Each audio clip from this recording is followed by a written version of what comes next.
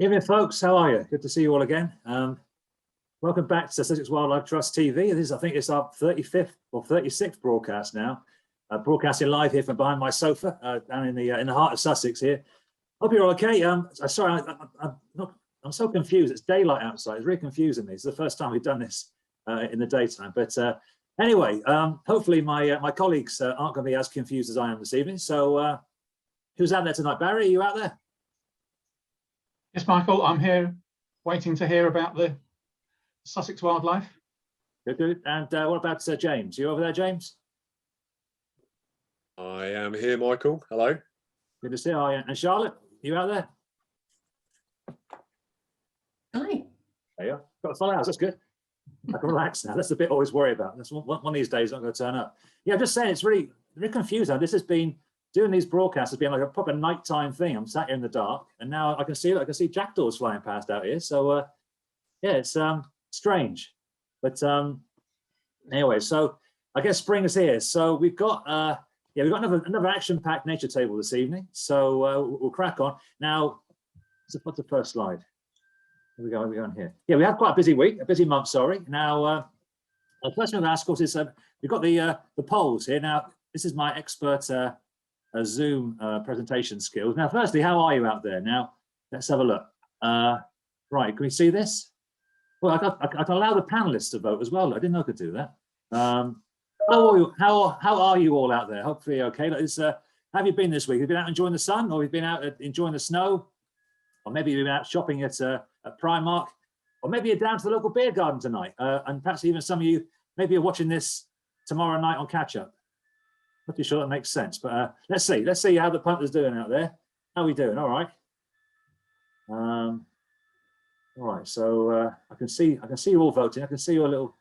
Can't see you actually voting. That's a bit of an intrusion of your privacy. But I can. All right. So let's share. Let's share the. Let's end the polling and share the screen. Anyway, I think you've all voted now. Look.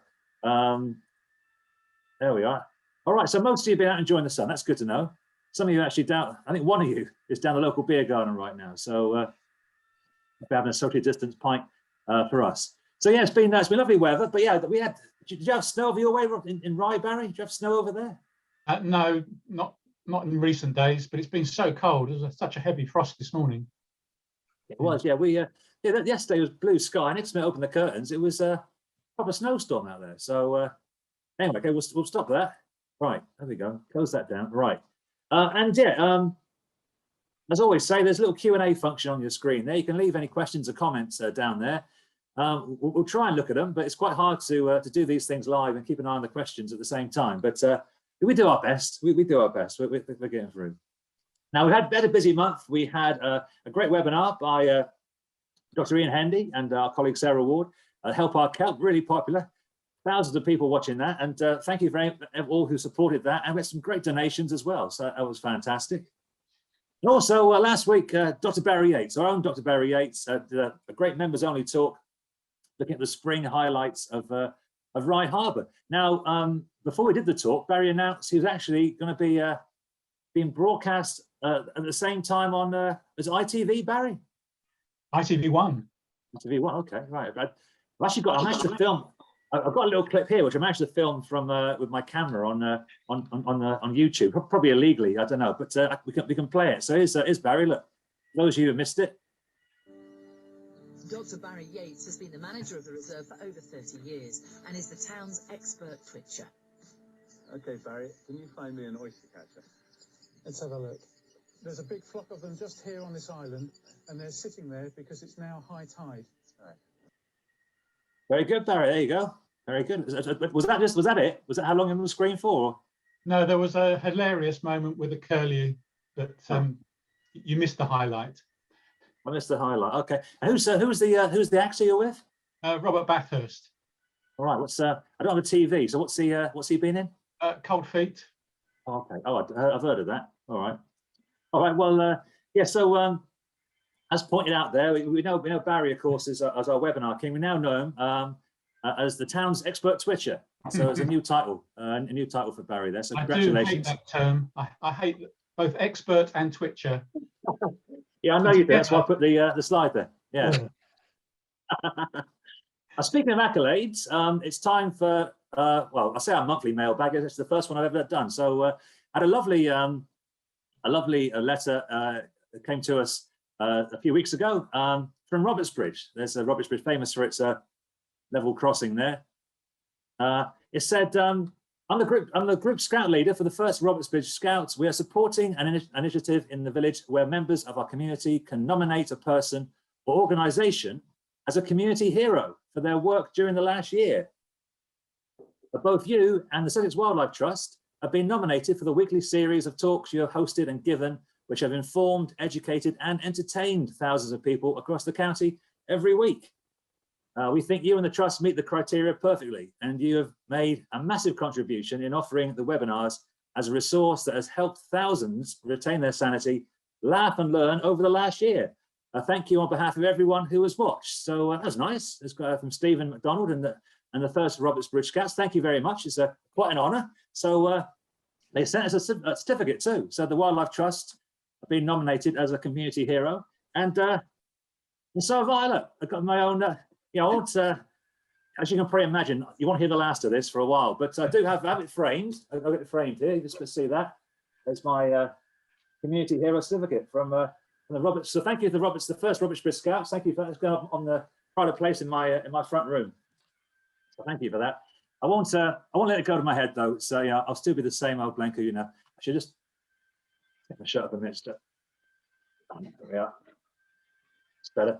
That's more like it. So thank you to the Robertsbridge Scouts there.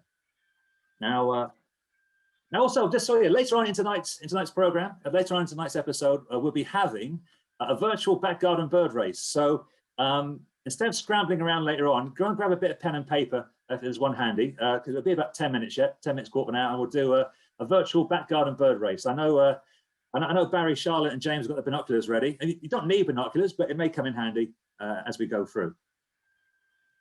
Now, yeah, so we have our own Facebook page, the Wildlife Trust Nature Table, and so once a month I trawl through there and I steal your photographs and sightings to put them on our Nature Table webinar here. We've been in lockdown for quite a while, and so a lot of the photos come from people's gardens.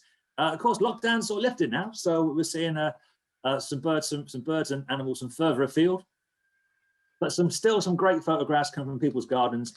This is one of my favourites from Gary. Look at that starling. I love a good starling. Look at that. That's a beautiful bird, isn't it? Absolutely stunning. Great photograph there. And a nice picture from Pete here is I know we shouldn't make judgments based on cuteness, but if we did, the humble blue tit will be in the running. Look at it, it's be in the running. That's a pretty cute blue tit there. It's absolutely fantastic. This isn't a cute blue tit though. Look at this thing from Wendy here. Probably one of the scruffiest blue tits in the county, nesting in Wendy's garden there. Yeah, it's cute. I still like it. So lots of birds we're seeing, of course, gathering nesting material. A picture for Andrew here of a female greenfinch there, getting her nest ready. And Gemma sent in a little video of I'll play this here, a little video here of a blue tit. Now she said it's pretty terrible quality, but you can see actually it's plucking a tennis ball to get some to line its nest.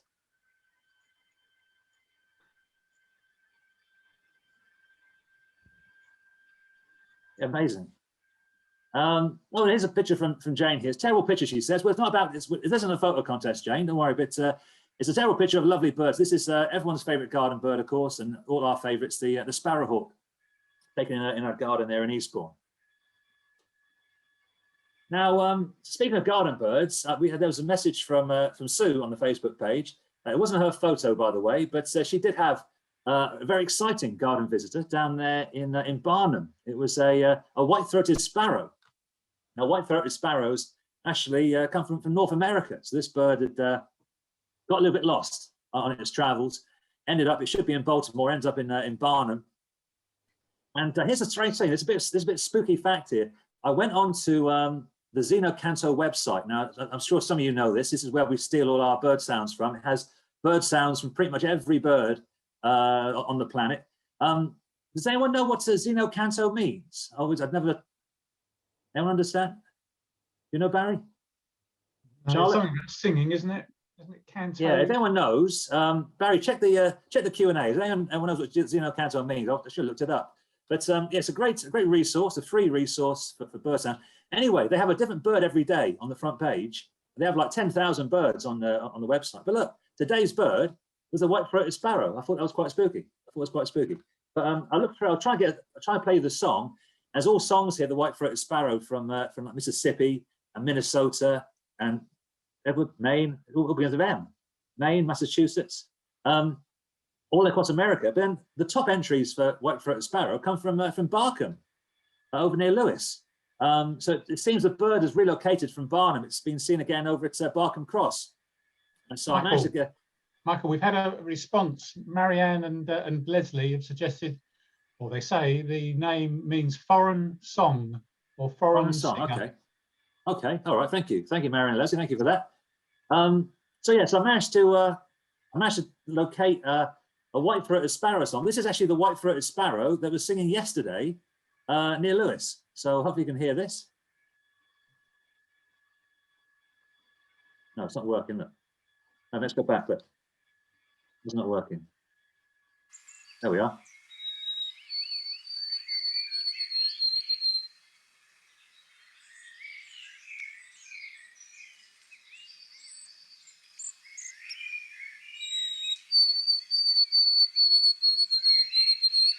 Well, it's not all that exciting, is it? But if you hear that, it's pretty exciting to have a white-throated sparrow in your garden. I know that.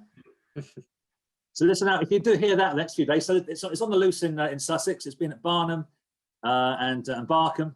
And if you live somewhere that sounds like Barnum or Barkham, you're probably a good chance of seeing this thing in your garden. So it hasn't just been white-throated sparrows. We've had a northern mockingbird, another bird from America, that turned up. It was down in Exmouth. And I think this is the third sighting for Britain now. And it went from Exmouth, then it suddenly appeared in Pulborough last week. So a picture here from Louise. So again, it should be over in America. When I was a boy, back in the day, there was one of these turned up in Saltash, not too far from where I lived, back in the early 80s. And I didn't go and see it, but I didn't stay around very long. But this one stayed around for a few days at Pulborough. And I managed to find, this isn't recorded at Pulborough, this is recorded in New Mexico. But mockingbirds are mimics. They mimic other birds. And apparently in this little 5-minute clip, I won't play the whole thing, but in this little clip, it does an impression of imitation of quite a few birds. So where's my mouse gone? Here we are. Look.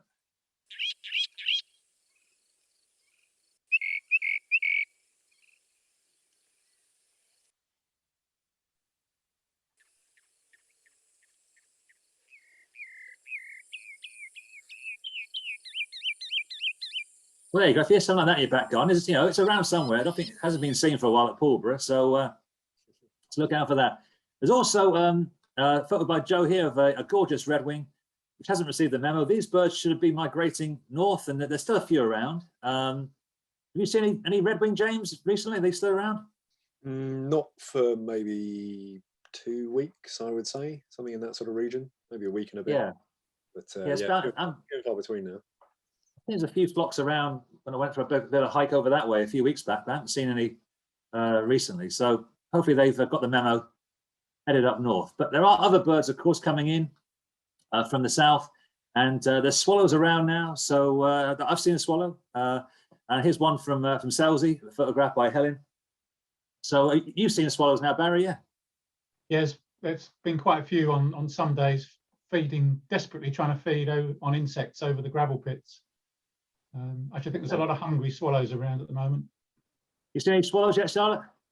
Yeah, I've seen a few coming in, living right on the coast. So walking on the beach, it's a good time to look out for them. Yeah, they're coming through. I've only seen one or two, but they're coming here. And one of those first early migrants, the wheat ear, a picture here by John taken around his garden in Pevensey Bay. Lovely male wheat ear there with a black mask. One photograph by Sean here down at Shoreham. And I've actually seen, I saw a wheat ear. I saw my own wheat ear about a week ago, 10 days ago. Again, I did use my photo skills, but he's in there somewhere, at the top of a tree. It was over near Graffham. Look, you just make him out. There's a wheat ear. It's a wheat ear. It doesn't, as I said just now, it's not a photo contest. Anyone's can send their sightings in, even me.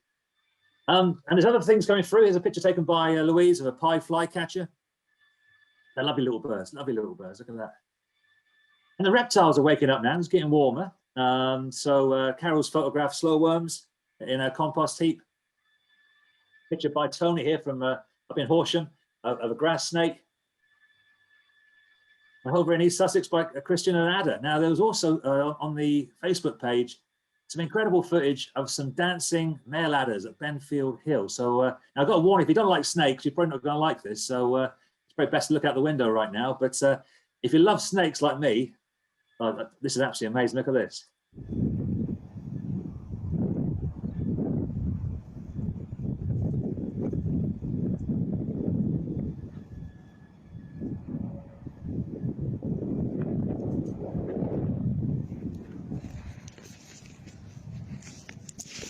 There we go. Do you have this? Are these ever reported a wild call at all, Charlotte? Or dancing adders? Do you ever? Yeah, not. I mean, I've never been lucky enough to see that, and I think it is quite rare sometimes to be able to actually see that in action. But we are starting to get sightings of adders, most often basking at this time of year. But that amazing dancing behaviour is a really important behaviour for adders. So it's basically that would have been two male adders fighting each other, basically wrestling. So they're often either competing for access to a female, or if there's already a mated pair, the male kind of hangs around and he will try and see off any other interested males, any intruders, and wrestle away in this amazing manner. So yeah, it's quite a fantastic sight. I'd love to see that. That would be amazing to watch. It's quite amazing how they do it as well, isn't it? So it's two males. That'll be two males. Okay, so yeah. I was confused. So with hares, the hares is the female. When hares are boxing, it's the female pushing the male away, isn't it? Yeah. Is that right? Yeah. And these are two males. Okay, all right, I got it. All right, okay. I need to know my animal wrestling. Okay, so brilliant. Yeah. Okay, there's some great footage there from Sally. Muscatel, I love Muscatel, little tiny flowers, which I always overlook, but a lovely picture by James and Dawn over there in West Sussex. It's lovely little flowers coming up now, lovely spring flowers coming to bloom. And one of my favourite little insects is on the wing too. This is taken by Karen. She didn't know what it was. Took a picture at Woods Mill. She says, "What's this here? It looks like a cross between a bee and a bumblebee." It's a bee fly. This is the dark edge bee fly. They're quite common insects, and if you hang around your garden or any wildflowers, you see these little things buzzing around. I love them. Cute little fellas with big long proboscis for getting the nectar. And Helen saw her first one. Never forget your first bee fly. There it is down at Pagham Harbour. So once you've got these, you see the dark wings, the sort of half dark wings here. There's a dark edge of the dark edged bee fly. Well, once you've learned that one there, you can look out for this one here, which Mike photographed. This is slightly more scarce. This is the dotted bee fly. You sort of see them on the downs. They have these dots on their wings. They have a dark bum as well at the bottom. So now you're all bee fly experts. You can go and look for the dotted bee fly. I spotted my only orange underwing. This is one of these lovely spring moths. You see these flying around, so look out for these around birch trees. But I was beaten by Kirsty, who saw the slightly rarer light orange underwing moth. But the real orange I want to see at this time of year is the orange-tipped butterfly. Now, I always say I can't announce spring has officially started until I see my first orange tip. And there's been a few around. There's been a few photos on the wildlife nature table, but I haven't seen mine yet. So I am actually quite curious how many people have seen their orange tips yet. So I'll put a poll up on the screen. Have you seen an orange tip yet? I don't mean ever, I mean this year. Have you seen an orange tip this year? How about you, Barry? You seen one yet? No. No, Charlotte, you got one? Not yet. No. Okay, it's still early. James, you seen one yet? It's a no for me as well. Yeah, I mean, well, some people have. I'm just people are just voting in a minute, and let's have a look. Most people. That's okay. Okay, I don't feel so bad now. Let's have a look on the screen. Most people haven't. So 88% of people haven't seen orange. That's good. So I don't feel so left out now. But yeah, it's still early days. It's been very cold, of course. So they haven't probably emerged yet with all these cold nights we've been having as well. So it won't be long. We're gonna have a nice blast of warmth soon, and then they'll all be out. So okay. So and congratulations to the 12% who have. Right. It always happens every week, but there we are. Now, there are other butterflies around as well. And I know, Barry, you've been sort of focusing a lot on the willows and sallows around Rye Harbour. Yeah, I think it's an overlooked spring flower. The flowers, the catkins that open out on the willow trees. And they're so important for so many insects. And I don't know if you noticed on the blue tip, the first blue tip photograph earlier, it looked like the blue tip it had a yellow face. Looked like it had been eating the pollen. So have we got the next photo? Well, yeah, that's, hold on, wait a minute, I'm just, sorry, Barry. Oh, there we are. Okay, so the flowers of them, there are male flowers, male trees of willows, and they have the yellow catkins, and the tips of those have lots of little yellow clumps of pollen. So next photo. There we go. So if you're a blue tip, that's a tiny little meal. But if you're an insect, there's lots of pollen to be gathered. So let's move on. I've got a video here, Barry, is that right? Okay, so this is going to be a time lapse of a male catkin opening. It's a little bit like fireworks, if it works. Well, not a damp squib.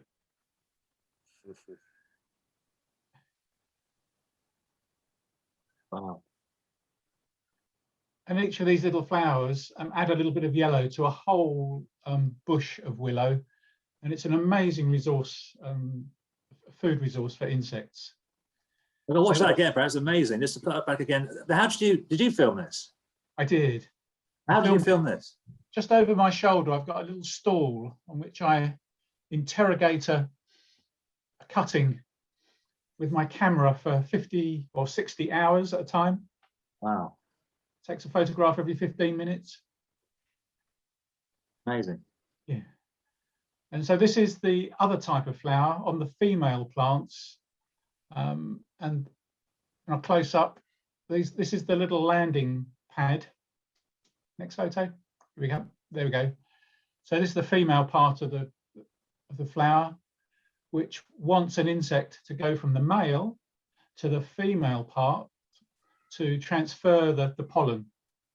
So while the insects are busily collecting the pollen, they are doing a vital service for the willow trees. And you've got some more time lapse here, yeah? Yeah, this is the female. This one wasn't quite so good, not quite so showy.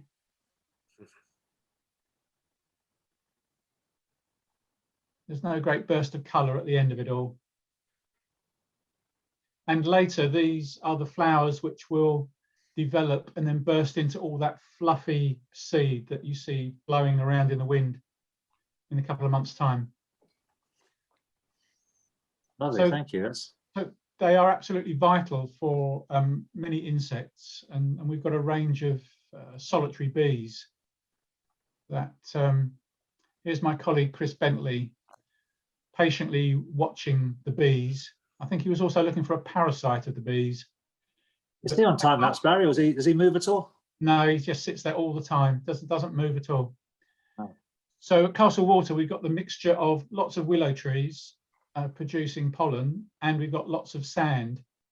And Chris has been studying this area with other entomologists and has found some really unusual things.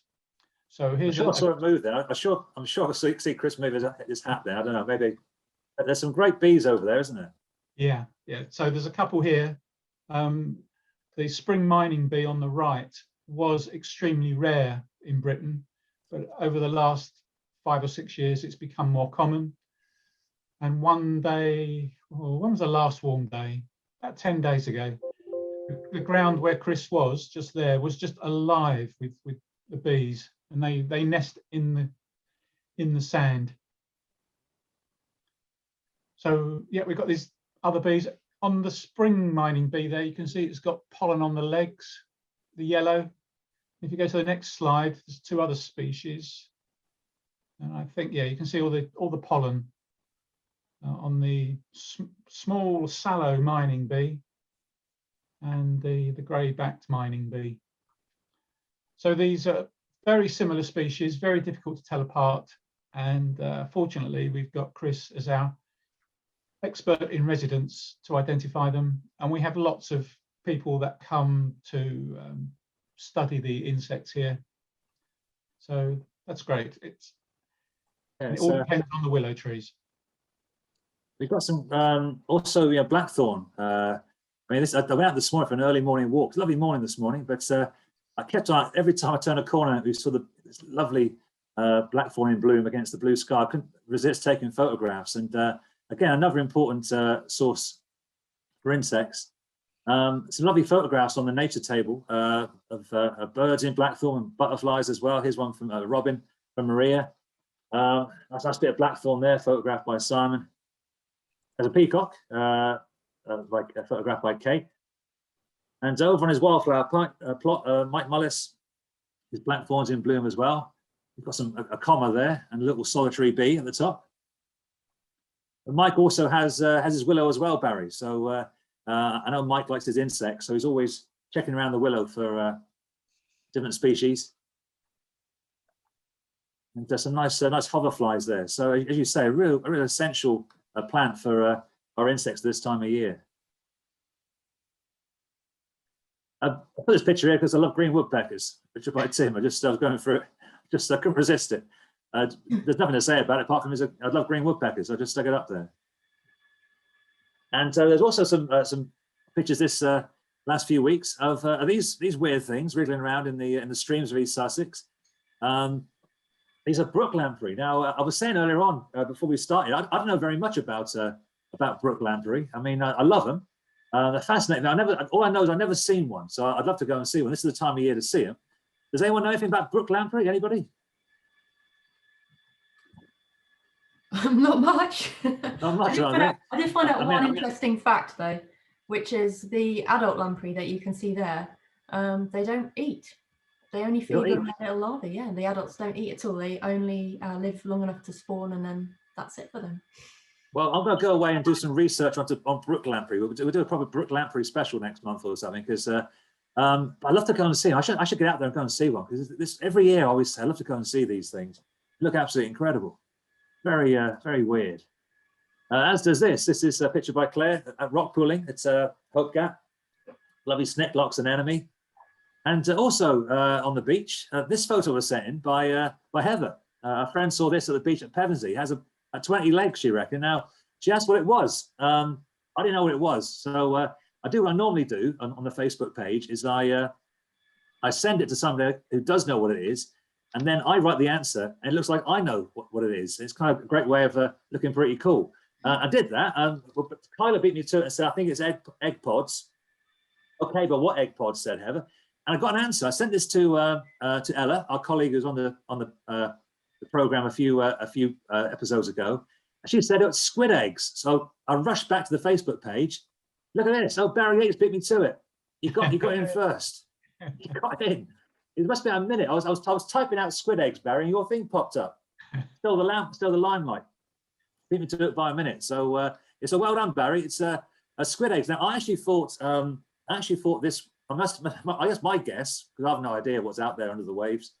My guess is this was like an octopus or two. So I put a thing up. So here's a question. Here's the pub quiz question, folks. Here we are. So I thought this was more than one octopus. And so the question is, I'll put the options up there in a minute. What is the plural of octopus? Okay, so I'll get my poll thing started. Here we are. We'll stop that. Oh, wait a minute, I'll change this. Here we are. Okay, so, and you can vote as well, panelists. All right. What is the plural of octopus? Is it octopuses? Is it octopodes? Is it octopi? Or octopotatoes or octopotatoes, however you want to pronounce it. Let's have a look now. Now, if any of you read the comments underneath the Facebook post, you would have got the answer. So let's see if you've been paying attention. But look. I won't go through the answer because it's quite complicated. I just want to know. So, okay, we've got okay. Most of you folks have voted. A few more votes coming in. All right. Okay, so I think you've all voted now. So I'll end the poll, and right now most people have gone for octopi. or octopi, apparently, as it should be pronounced. But apparently that's actually incorrect. That isn't the plural. There's a reason for it, and but the actual answer is octopuses at the top there, 38%, not ox-potatoes, as 3 people voted for. Barry, why do I think that's Barry, Charlotte, and James who voted for that? I don't. So octopus anytime, it's to 2 points there in a pub quiz anytime. There, you look online, it's all about Latin, and I know Chris, I think, put a click on that. Chris put a explanation there. I won't go through it, but it's all about well, all sorts of pronunciations and stuff. But octopuses is the plural, the correct plural for more than one octopus. And there's a picture to prove Barry is right. I stole this from the internet. There's squid eggs, like long fingers. So did you see squid eggs on the beach over at Rye, Barry? Did you washed up? Yes, sometimes quite large clumps. It looks like a an old mop head, a floor mop head, just sat on the beach. Well, I didn't even know squid laid eggs, so you know, I've learned something today. But yeah, thank you for beating me, Barry. I was almost going to claim the glory for that, but beat me again. So look, next month we're going to have just to warn you, we're going to have a seaside special for the Nature Table next month. So we're going to have Ella and Nikki, our colleagues from Wild Coast Sussex, will be here amongst others. And we're going to focus on the seaside because it's going to be lovely and sunny by the next episode. So we have a seaside special, episode 12. So we'll ask there about some squid eggs and octopuses. Some great photos here from John of displaying birds and great crested grebes here at Ironton Reservoir. They're a lovely display. There he is. Look at that headdress, fantastic. And I know Charlotte, you were going to say a few things about grebes. Now Charlotte, of course, runs our wild call service. And you've had a few calls about. I've had an email about grebes. Is that right? Yeah, someone had been photographing. There we go. This grebe, a little chick on the nest there, and they noticed that the parent was feeding the chick, but also passing the chick feathers quite deliberately. So I did a bit of research, and this is something that I've learned this week, which I didn't know before. But apparently, feather eating in great crested grebes is very common, and it's really kind of fundamental to their whole digestion process. So they eat a lot of fish, and it's slightly opposite of what you'd expect. So when they eat the fish that don't have too many bones and indigestible bits left over, they swallow a lot more feathers than when they eat fish that create lots of kind of debris in their gut. But the point of the feathers is to help them create pellets, so they can kind of get rid of all this stuff that they can't actually finish eating and eject all these bones and so on. And grebes, I think there's sort of 22 species of grebes in the world, and they're the only birds, all of them do it, and they're the only birds that do this. And it's their own feathers. They take their own feathers, and they have a preference for flank feathers, which seem to be the best ones for doing this. And so that's why, yeah, the chicks, I guess, need the feathers for the same reason.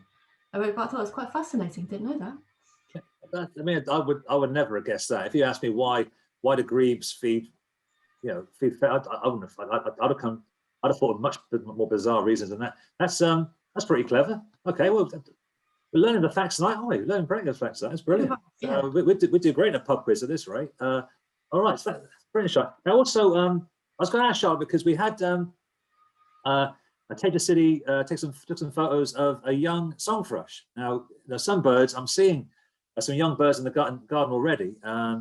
But this young song thrush that was out of the nest, in this case, it was trapped between some mesh, some chicken wire in his garden. So he actually managed to release it, but it was calling for its lovely photograph there. Look, it was calling for its parents. Now, I guess this time of year, Charlotte, I mean, people are going to start seeing birds out of the nest, and I know you have lots of emails coming in for people who are a bit concerned. What should they do? But what should you do if you see a bird out of the nest? Yeah, we'll have lots of calls and emails about this over the next few months. And what to do really depends on the stage that the bird is at. So this is a really lovely example of a typical fledgling. So you can see it's got all of its feathers. It's looking quite well developed. It's out and about. You can tell it's a baby because you can see that kind of massive gaping beak is still there on the front. It might look a bit scruffy or a bit fluffy in places, but all those feathers are there. So when you find a fledgling, the best thing to do is leave it alone. Obviously, if it's in a bit of trouble, it's fine to intervene, free it if it's trapped and all that kind of thing. But fledglings, the parents will be nearby, keeping a close eye on them. Pretty much all birds, when they first fledge and leave the nest, they can't actually fly. So it's really normal to find them on the ground, kind of hopping about, looking as if they might be in distress a bit, but they need that time to kind of really work their wings and figure it out and learn how to fly over the first few days once they've left the nest. So they are quite vulnerable at first. They're often on the ground, but they're generally going to be okay. It's really only if you find more of a nestling on the ground that they are in trouble. So sometimes they fall out of the nest. Pigeons are quite good at falling out of the nest in particular. But if you find a little nestling, so they're going to look very different to this. They might still look very pink and bald and with their eyes shut. They might have started getting a few feathers coming through, but they all look very much like they're still very, very young and they need to be back in the nest. So in that case, if you can see an obvious location where it's fallen from, if you can find the nest and put it back in the nest, that's the best solution. The parents are going to be the best ones to actually kind of look after them, rear them successfully. If that's not possible, or if you find them and they've been injured, then it's probably best to give a wildlife rescue a call. Depending on what stage they're at, it is possible to kind of hand rear them, but it's really an expert job and it's quite difficult as well. So ideally, pop them back in the nest and hope the best. But yeah, there'll probably be lots of these hopping about sometime soon. Yeah, plenty of phone calls to wild call probably, and yeah. an email. In this case here, Taja City managed to get the bird. It was trapped behind a fence. So he managed to sort of get it out. You know, the parent was around, and they got back together. It was fine. It was happy ending. That's the story there.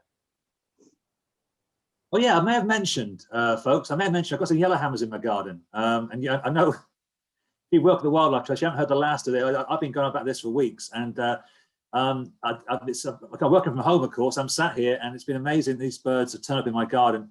I've never seen. So this was a new bird in my garden for me after 8 years of living here. This was a 50th bird in my garden. Absolutely thrilled. And I was doing a work meeting with James the other day, very serious work meeting. I had to sort of say, James, sorry, I've got to stop because this was in the tree right next to the window here. So it's quite a distraction. These lovely birds. I've actually I've decided to put a trail camera out in the garden to try and film them. And actually, Barry, I could do with some advice here because I know you're a bit of a masterclass, Barry's masterclass with the trail camera. But I put it right down amongst the yellowhammers. Now the problem is, I guess the focus on here's my trail camera here. Look, I guess the focus it's quite a long focus. So I actually want to try and get you can see. I want to get a nice close up of the one at the front, but it's actually out of focus. So I know you've mentioned this before, and I wasn't listening. So what do I do? Get yourself a cheap pair of reading glasses. Right. Not a strong pair, but just sort of 1.5 or 2 magnification, and right. Just using blue tack, just put it in front of the lens on the camera. Right. Okay. And it'll be fine. I'll give that. Maybe I should go to Specsavers. Take my say. Do you have anything for yellowhammers? I could I'll pop in. I mean, yeah, I'll give that a try because it'd be nice. When they're all down there, it'd be nice to get a nice close up of one of these gorgeous things. What the lens look like on the front of your camera? Put your camera close to the. Oh, there we go. That's just put the camera next to that thing there, the round one there. Yeah, so make sure you don't put blue tack on the other sensors around. Oh, okay, all right. Well, I'll try and fashion something with some elastic bands and double-sided sticky tape. So yeah, I put a trail camera down there, and I've got some footage of yellowhammers and other birds. So what I do now is, remember, I know some of you took part in the back garden bird race, which we started last April 2020. We're doing it every week at the start. April the 4th we started, so it's been a year. And we stopped them in around Christmas time. We went going for quite a long time. I know a lot of people enjoyed them. So I thought to celebrate the anniversary of the back garden bird race, we'll have a virtual back garden bird race. So if you go and grab a bit of pen and paper now, I'm going to show you a little compilation of some of the clips from my trail camera. And this is where this is for those of you who watch this webinar. You know, I get very confused here how to share my screen. So I do have an assistant over there who's fell asleep. Are you, if I get in trouble, come over, Claire. So I need to stop that, and then I need to wait a minute. I need to close this down. Wait 1 minute, look, and then I. Oh, it's so confusing. No, I don't do that. No, I need to end that. But you keep talking. You keep talking, folks. Look, you go grab your pen and paper, and I close this. Okay, here it is. Now I put that up. Right. I pause that. Now wait a minute. Now I can't do this. Wait a minute. Yes, I can. I come back here. Right. Getting there. I'm getting there. Right. Okay. Share that. All right. Can you see pink there? Yeah. Yeah, it's working. All right. Okay. So what I want you to do, folks, is to it's about 2 minutes long, 2.5 minutes long, and I want you to. You've got binoculars, Charlotte. You got binoculars, James. You got your bins. You may want to. Yeah, you don't need those. You just lean into the screen. But you can always sit back from the screen and. I'll just go in the other room. Yeah. You know, get the real feeling for back garden bird race. So, folks, all right. So, pen and paper ready. So, I want you to tell me how many different species of birds you can see. Now, you can hear a few more, but that'd be a bit confusing. So, how many different species of birds can you see in these clips? So, not the number of birds, just what different species you can see. And so, write all the species down on a bit of paper. We'll do the scores in the end. All right, ready? So, ready, folks? Barry, you ready? Yeah, Barry's ready. James, Charlotte, Ready. at home? Yeah. All right, here we go. Okay, hope this is going to work.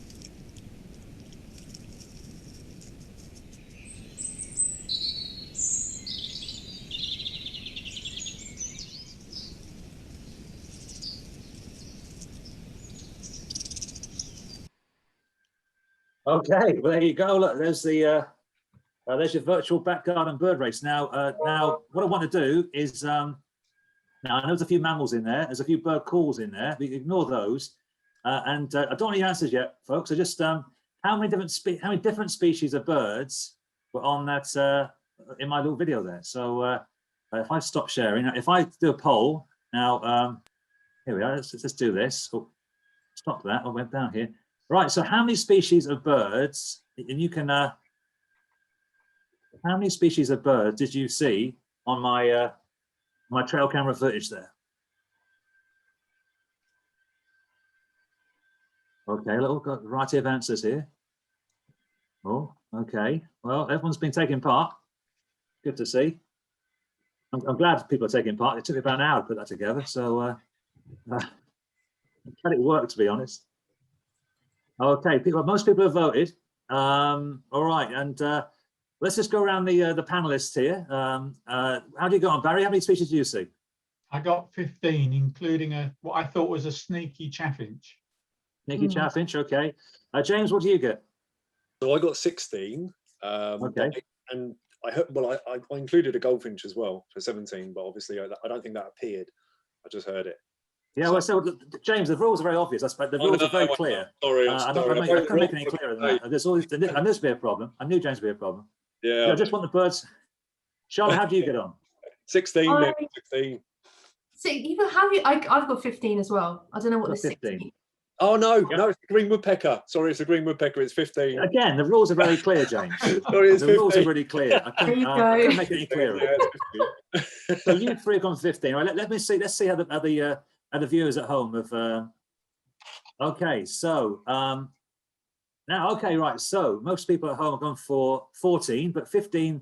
Some people got as far as 17. Obviously, maybe friends of James who weren't listening to the rules. And some people got as far as 12. I'm sure maybe people got to 18 or 20. I don't know. So let's stop sharing. Let's turn it down now. I'll now play you the answers. Hopefully, this is going to work. Wait a minute.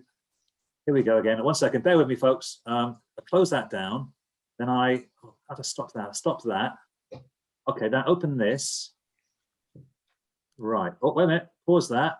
Then go. That's it. That's it. I have been rehearsing this, by the way. Let's. All right. Here we go. Share screen. So here's your. Here is the answers. Hopefully. Right. You'll see that. Yeah. Okay. Here come the answers. So let's go through it. That's my hand. They didn't count.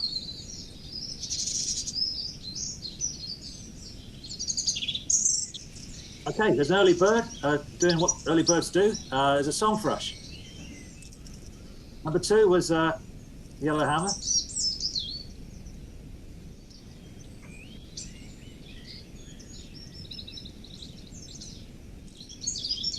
Little blue tit, number 3.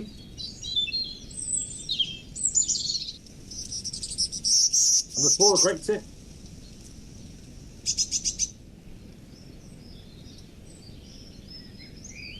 All yellow hammers there, male and female. And I've done it, number 5, sneaking in the middle.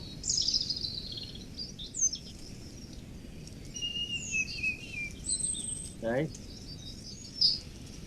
Now it's there's a few house sparrows. Never see house sparrows in the garden, but they're with the yellow hammers. There's a female reed bunting there on the left. Oh, and a blackbird. A very dramatic entrance there by the blackbird. Not so dramatic by the wood pigeon. And something coming from the left is a stock dove, a jackdaw as well. For 11. There's some wood pigeons, some stock doves.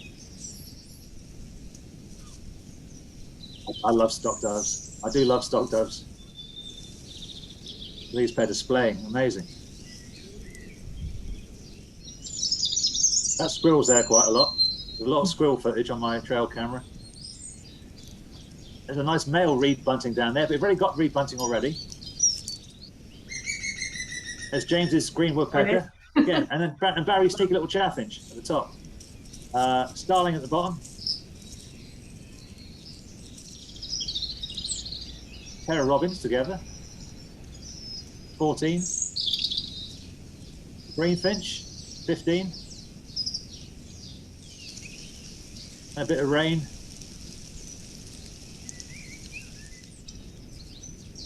And then they're off. I left my trail camera out at night to see what happened at the night. We had a fox going past. little bright eyes here of well, it's either a wood mouse or a yellow-necked mouse. And the big bum of a badger. We never see badgers in the garden, so this one's there every night now, eating the leftover seed. I love those sounds. That's good. You caught those.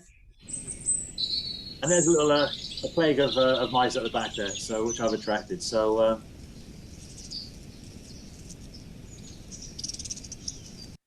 there we go. So 15 was the answer. So well done to all of you who had 15. Yeah. So and yeah, I mean, I'm not sure. Maybe a few didn't learn the rules, but no names mentioned. But amazing to see. Amazing to see all those birds in the garden. So there you go. A bit of back garden bird watch for you. Hope you enjoyed that. Some memories of last year. There we are. This is probably why James. I put the rules here, James. That's probably why you didn't. Why didn't you put this first, Michael? Come on. I should put them first. That's why. Yeah. Anyway, yeah, some great footage there. I was quite pleased with that. So also some breaking news. We have some big news today. Well, for me anyway, not for you.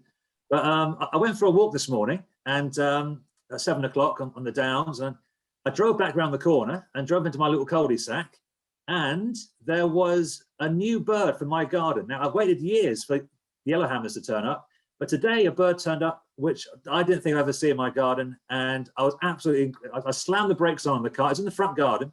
I slammed the brakes on, had my phone to hand, and I got a photo of it. So yeah, you may need your binoculars or even a magnifying glass again, but there it is. Can anybody see the new bird? This is bird number 51 for my garden. I was really, really thrilled. Can anyone see it?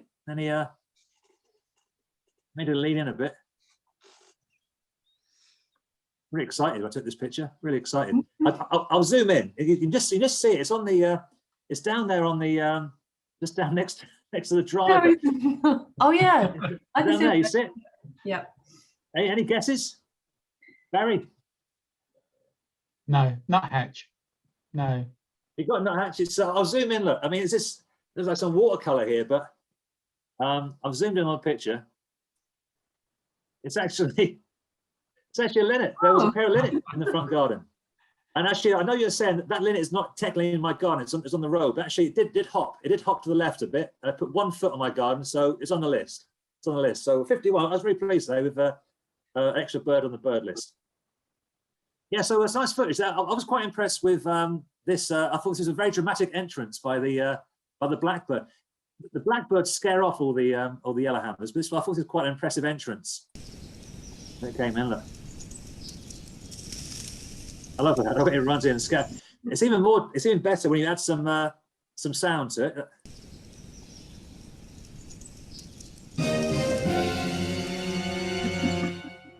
There's a very dramatic blackbird there.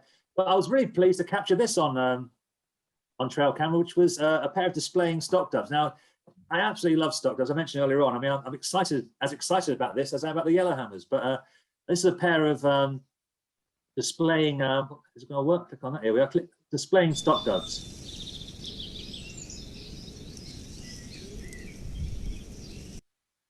He's bowing there and spreading his tail feathers. I know you were impressed, Barry, to see the white on the outer tail of the stock dove. Yeah, it's really striking, and I hadn't noticed it before. It's visible on the upper side and the lower side, and it's obviously showing the white stripes off. Yeah, Fantastic. I had no idea. I don't know if there's any white feathers on a stock dove, but there they are doing their courtship. Obviously, the male, they're looking very amorous. I've added a bit of sound to this as well to sort of suit them.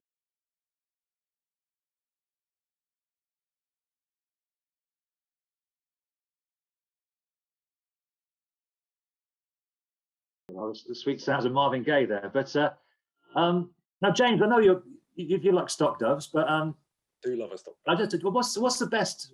I know they're quite hard to tell apart from other sort of doves and pigeons. But what's the sort of ID features? Yeah, I mean, it's interesting, isn't it? Because I think the stock dove has got to be like the UK's most overlooked bird, isn't it? It must be, because I mean, I'm sure that so many people just mistake them for feral pigeons or even wood pigeons. But it was quite interesting because in your last video, obviously you could see those white tail feathers, But really, I mean, as you said, Michael, the stock dove is kind of renowned for not having any white feathers, isn't it? That's like the most sort of striking recognition aid. Now, I'm sure some of you might have noticed that the bird has a really dark eye. And actually, if you look at any kind of feral pigeon, which are all descended from wild rock doves, not stock doves, they actually have a light eye. So this dark eye is really, really distinctive. Also, the coloured beak as well, whereas you'll see that the sort of feral town pigeons have a sort of darker beak as well. And they have these very sort of faint black stripes on the closed wing as well. So again, if you look at sort of certainly feral pigeons that are very close to their rock dove ancestors, they have two really kind of striking black lines on the closed wing. So actually kind of mature stock doves as well, they have this beautiful sort of iridescence on the neck, but they don't have that white neck stripe like the wood pigeon does. Oh, there you go, perfect representation, fantastic. And also no white on the wings in flight. So actually the stock dove, its name as well is really useful because they are really stocky. And actually when you see them in flight, they're sort of short and stocky. I'm going to have to use the word stocky and I can't think of an alternative word. And you'll see as well that they're this kind of smoky grey underneath. So, when you see for example, like, a pigeon in flight, they're completely different underneath. They're much lighter underneath, whereas the stock dove is much more kind of uniform grey all over with these really distinctive black bands around the wing, on the upper wing in flight. The wood pigeons as well, they tend to fly kind of pointing upwards. So they're quite chesty when they fly, and stock doves have a really, really flicking wing action as well, which is very, very distinctive over the wood pigeon. But you can see even from a distance, even this bird in flight, you can still see that really dark eye as well. So yeah, certainly the white in flight is easily the best way to separate it from wood pigeon. And as I say, darker underneath is the best way to separate it from feral pigeon. Beautiful. There's some in the back garden, James. You can see there's one wood pigeon and 3 stock doves. So you can just compare them there. Look. You can see the size difference as well, can't you? I mean, the wood pigeons are much chunkier bird. The stock doves, they really are very compact. You can see they're quite short-tailed as well, which is quite distinctive. So yeah, I just think they're massively overlooked, because they, often they feed with wood pigeons as well. So they probably kind of just blend into mixed flocks. People don't give them a second glance because they just assume that, they're pigeons. But actually as well, sorry, I forgot what I was going to say. The UK actually has the largest kind of amount of the European population, apparently. So we've got over 2 million, which is really unusual amongst birds for us to have the largest sort of population of them. So yeah, they're tree nesters. And there's no grey bird there, but James is going to be doing a talk, a members only talk on May the 4th, all about summer birds. Now James had his epic talk about winter birds in Sussex. He'll be doing a talk about summer birds. So I thought we did give a little sneak preview, James. I know I asked you to talk about some of the birds which are coming in now from Africa, and I know these will be back soon. Well, I think they're back already in some places. They are. I've only heard a couple so far. So they're sort of drip feeding in. There certainly seems to be a few more kind of sedge warblers around the reed warblers at the moment. So this is one of the so-called acrocephalous warblers. This is quite a large sort of cosmopolitan genus of birds that you can find pretty much all across the Palearctic. Some of them are sort of fairly unmarked, like the reed warbler, and some of them are a lot more marked, like the sedge warblers and the kind of aquatic warblers that you find in Europe. So you can see these two birds, they're quite different. The sedge warbler has this really striking pale eye stripe, the supercilium, but really both of these species spend a lot of their time kind of hunkered down in vegetation. The sedge warbler does tend to sing a little bit more openly from sort of scrubby vegetation around reed beds, whereas the reed warbler often will be a bit more sort of hunkered down deeper in the reeds. And one of the things I love about the reed warbler is if you do manage to see one singing, often they'll have their legs split between 2 reeds, like really wide, and it always looks like they're doing the splits to me. It's really quite funny. It looks like they're going to do themselves an injury, but they have quite a fantastic little song. So I'll have a listen here and then have a little talk about it. Okay. Oh, wait a minute, I just got ready. Here we are.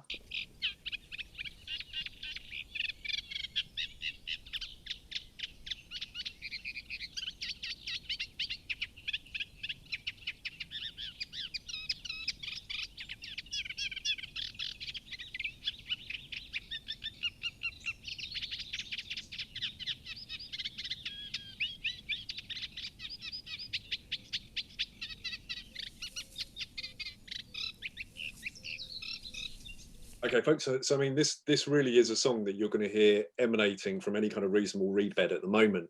And the main thing about it is not necessarily what the notes are like, but it's the rhythm of it.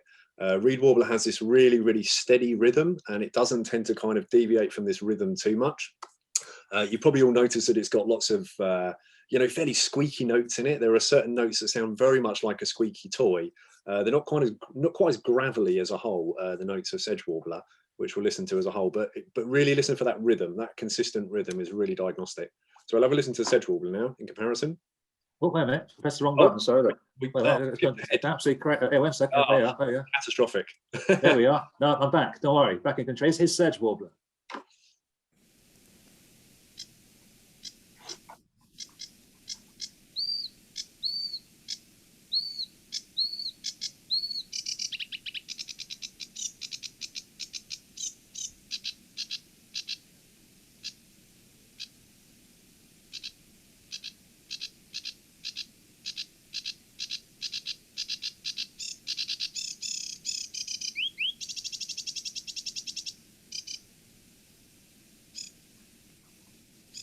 Okay, so yeah, so sedge warbler, the rhythm is really different, and it can actually be even more exuberant than this. It can really kind of fire in these different phrases, and it's always mixing up the rhythm, getting slower and getting faster, really mixing things up. It doesn't have this really kind of steady rhythm of the reed warbler. It's much more jazzy as a whole. Now, the one thing I would say is you're probably all thinking, well, these two songs are so different, there's no way I could confuse them. But I have to say, sometimes they can be like really quite similar depending on how long the birds are singing for. So if you catch like a very brief snippet of song, particularly from a sedge warbler, then actually it might throw you until you hear it singing a little bit more. So the best thing to do is really get to grips with the kind of rhythm, really listen to how the kind of song changes, and that's the best way to differentiate these two birds. Okay, well, it's no pairing. So this is a bird I saw my first one last Friday. So this is a common whitethroat and lesser whitethroat. Indeed, yeah. So these are both from the warbler genus Sylvia, and the Sylvia genus as a whole. Most of the birds within it tend to have quite scratchy elements to their songs. Now they both look remarkably different, but there is one sort of trait that makes it really easy to see one of these birds, and that is the common whitethroat. Now, the common whitethroat is much more extroverted, isn't it? So this is a bird that you'll tend to see on the top of sort of scrubby vegetation, on the top of brambles and the top of hawthorn, etc., etc. And often you can get quite close to them, and they'll even kind of scold you when you get nearby.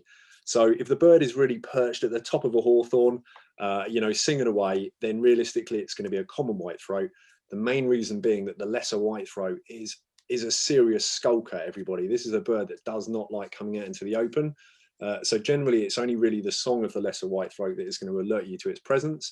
The one thing I would say is once we get kind of through the breeding season into late summer, lesser whitethroats become a lot more they become a lot bolder, and suddenly you start to see them kind of feeding in willows along with mixed flocks with sort of tit species and stuff like that.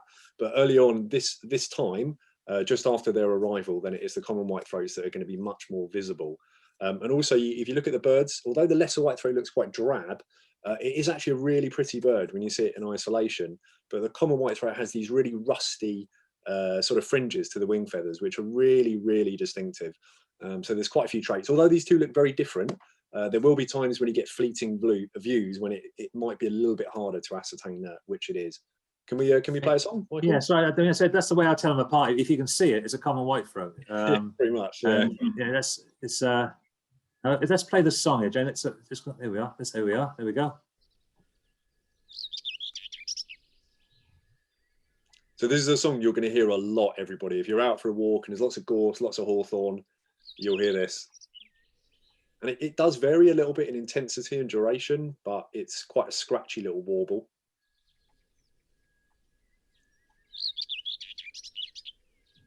So sometimes the birds as well, they'll undertake a little kind of song flight, and you'll hear this song during that song flight as well.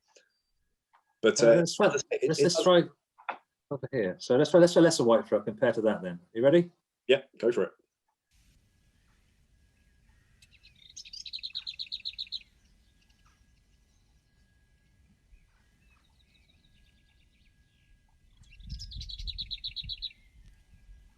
Okay, so it's that little rattle that's really distinctive, everyone.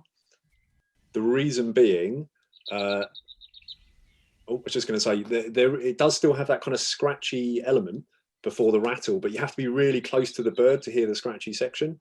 So it's actually the rattle that is very, very distinctive. But, you know, because they're always skulking and they're sort of, you know, staying deep within the vegetation, generally that's the only thing that's going to alert you to their presence. And generally the best view you get at this time of the year is as one kind of darts out of a hedgerow and then darts straight back into another one. So it's usually quite a fleeting view. It's a bit sort of Chetty's warbler in that respect, to be honest. But certainly the song is very different. I mean, I say same as stock dove. I mean, once you learn the lesser whitethroat song, they're everywhere. You hear them all through the countryside. So it's if you go into the Xena Canto, which means strange song website, you learn that lesser whitethroat song, that rattle. Yeah, if you say they're elusive birds, James, but once you know that song, you can hear them everywhere. You can, yeah. I mean, I had absolutely fantastic views of them last. Well, I mean, yeah, after breeding season, really, it must have been probably last September, where they were, you know, really coming out into the open as well. So, you know, if you are quite keen to see one, then definitely give it until late summer, early autumn, and you'll have a much better chance. Although you won't necessarily be alerted to them by their song, of course. But. Thank you, James. There's quite a bit of intro there to some of our summer birds that are coming back. No worries. Oh, here we go. There was a picture of a firecrest here. I love firecrests, of course. So I just put this picture of Michael at the firecrest over in Wadhurst in full song as well. There's been some great photographs coming across from Rye, from James. James is one of your volunteers, Barry. Is that right? Yes, James is a frequent visitor and always carries his camera, and caught this picture of what looks like a boss-eyed, short-eared owl. Yeah, so lots of comments about this owl's eyesight. I thought it was a bit cruel on the Facebook page, but still a beautiful beautiful bird. Lucky to see a short-eared owl over there, right? Also, James photographs lovely picture of some shelduck. I love shelduck, so a nice picture here. And another lovely photo of James's here, some avocets silhouetted against the warm evening light. They're returning back to Rye. Some lovely photos. Thank you for those, James. And James, who was actually over at Rye a few weeks back, he was there. He is there. Look, he was trying to see 100 species in a day, and he made it. So congratulations! Raise a glass of water to James. Congratulations, James. And also the picture of him here with the town's expert switcher. There he is, celebrating 100 species. So you got 100, Barry. Did you get over 100, or was just? I think he got 102 in the end. Yeah. Oh, okay, brilliant. That's pretty good going. So at this time of year, so well done. There's plenty to see, and there's plenty more coming in, of course. So things are all going to start really changing now over the next month. So it's an exciting time for wildlife, and we're seeing photographs already of the first bluebells popping up in the woodlands. There'll be plenty more of those coming as we head towards May. So thank you again for listening this evening. That's our roundup. That's our roundup of the month. There's plenty more things coming the next month. And if you've enjoyed this evening's talk, I always say please consider making a donation to support the work of the Wildlife Trust. We're always happy to give these talks for free and win awards, of course, for our for these webinars. Always happy to do that. And please, any more awards, please send them in. Always very welcome. But we always ask if you can leave a few pounds, that would be even more happy then. And we've had some great donations from people over the last few months, and also a lot of people joining up. If you're not a member of the Wildlife Trust, as I mentioned, as I threatened you last month, that Barry and I now know where people live, and we'll be going door to door soon. We know who's been watching. We know you. We know you've been watching 10 of these for free, so we'll be coming and asking questions in a few months' time. So look out for that. There's more webinars coming up next month. So on April the 15th, which is Thursday. So on this Thursday, we have a talk by Claire Blanco. She's over there asleep at the moment. I look asleep, but she's going to talk on the Sussex Biodiversity Record Centre and recording wildlife in Sussex. So a lot of people are booked for that. So that should be a fascinating talk. Is it a fascinating talk? Definitely a fascinating talk. So look out for that on Thursday. Now we have a talk about birdsong on April the 20th, but which is next week. But it's fully booked. All the 1,000 places on our Zoom account are booked up. But we are going to record that talk. If you haven't booked yet, we are going to record that talk. It will be available on YouTube afterwards, so you can watch it at your own leisure on catch up. And then James is talking about summer birds. So we've seen a few of those summer birds already. He'll be back on May the 4th.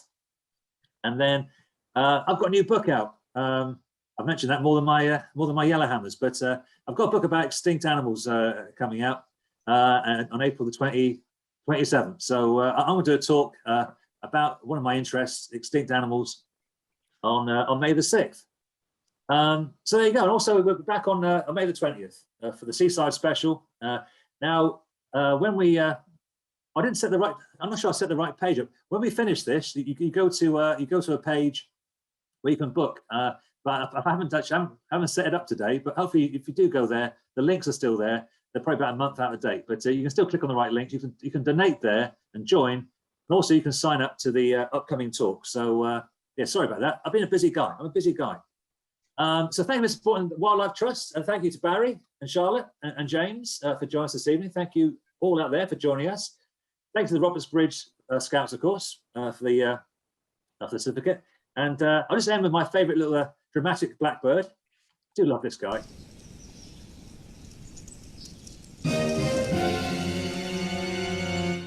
There he is there. So we'll see you soon. So give us a wave, folks. We'll see you next time. Bye. Yeah. See you later. Bye.